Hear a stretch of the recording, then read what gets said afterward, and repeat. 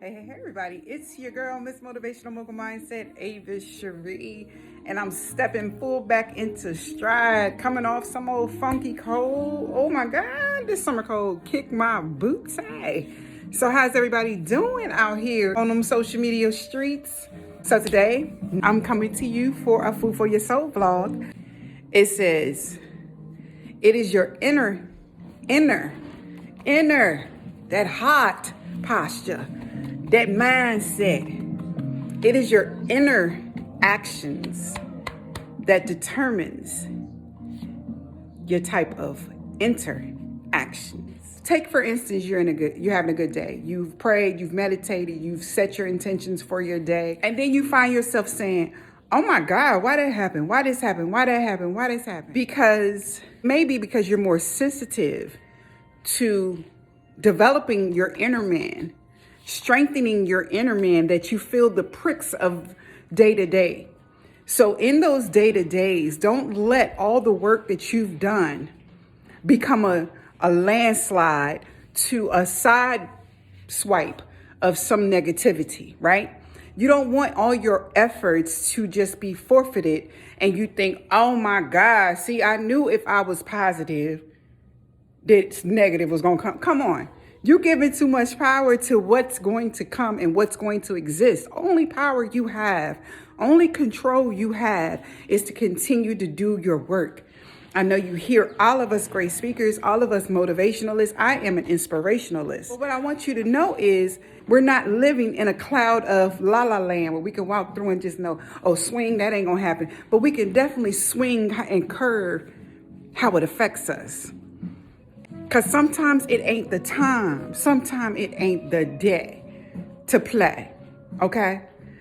But what we have to do is keep an arsenal of weapons that we can get by. And you notice, when you're not feeling well, like myself, I wasn't feeling well. So when I intentionally, one of my intentions was to go above and beyond what God is already dealing with me with patience.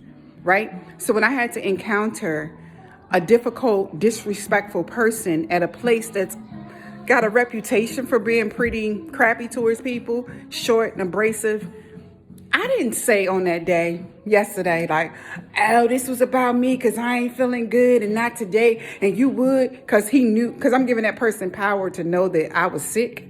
No, sir. You know what I did? I got real close and personal to him. I said, sir, I'm gonna need you to slow down. And I'm gonna need you to act like you ain't spoke to me before.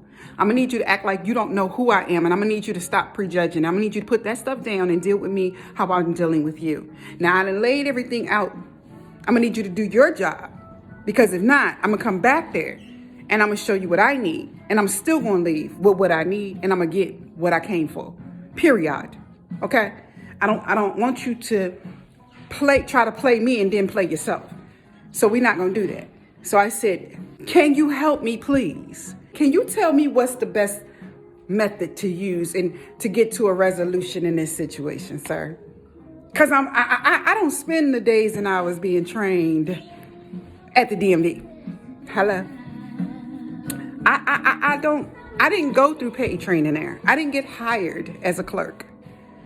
You know? So I'm going to put the power back on me to know my limitation.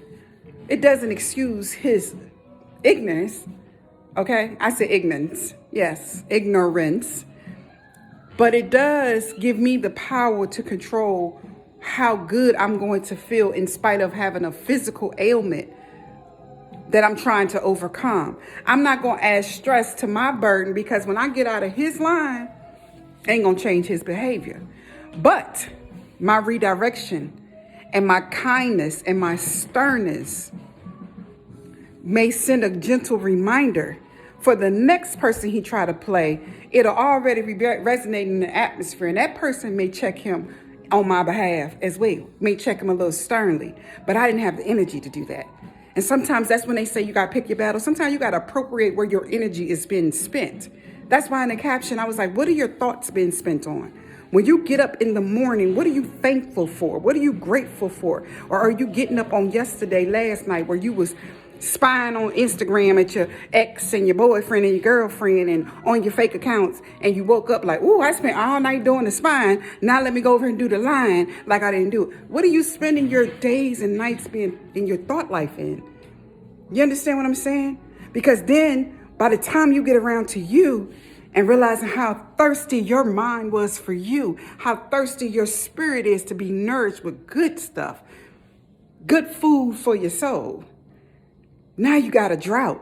So when real life happened, you try to say, oh, this happened because no, you was operating in a drought when you was over there doing stuff that was irrelevant to nourishing your dream, your vision, your goals. You was over there perusing the social media networks as something that's a part of your past. And you can't even see that the windows of heaven have been opened so you can get a glimpse into where your future is supposed to be.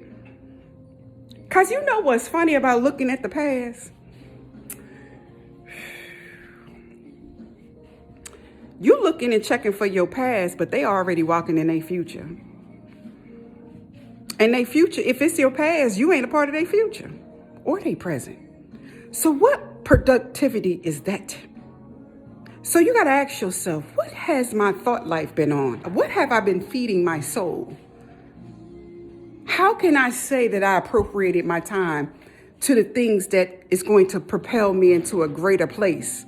How is it that I've changed and shifted my mindset when all I know how to do is get up, piggyback off the foolishness from last night, not write anything down, ad-lib through my life. And then when real life happens, I realize I've been running on E anyway. And there's a drought in my life because I haven't mastered figuring out things, figuring out ways to change my mindset, figuring out ways to shift in my atmosphere. Because guess what? Your atmosphere is the only atmosphere that matters. Your gravity and how high and low you flow and fly is all that matters.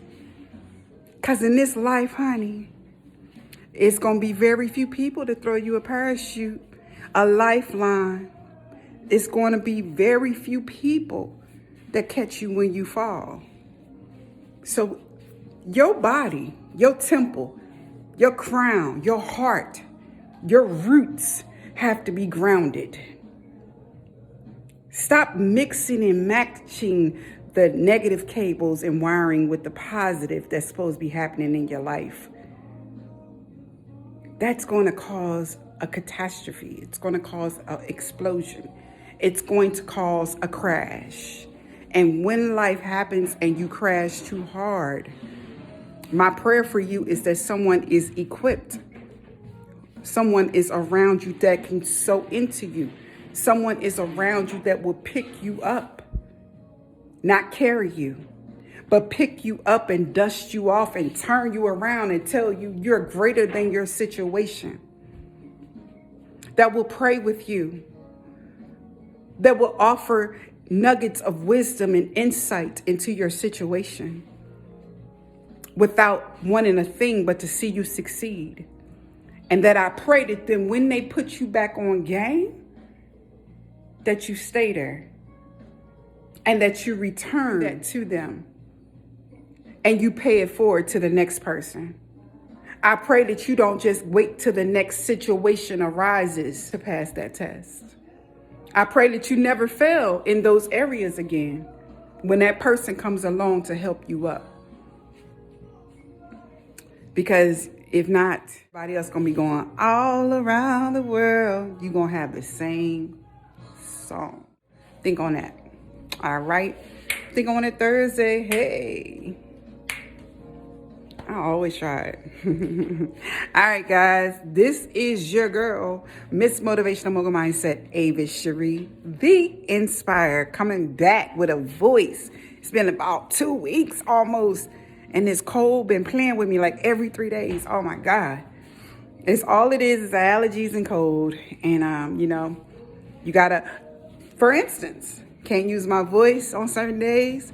So I flipped my situation and created a time where I can focus on content, focus on the things that I'm going to push out so that I can preserve this voice until God says it's time and his body is healed.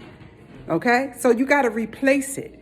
You got to replace things when it happens. You got to go into that mode, but it got to be instantaneously. It can't be labored and dragged out like a month from now. Oh, I know that happened last month. Oh, shoot, I forgot.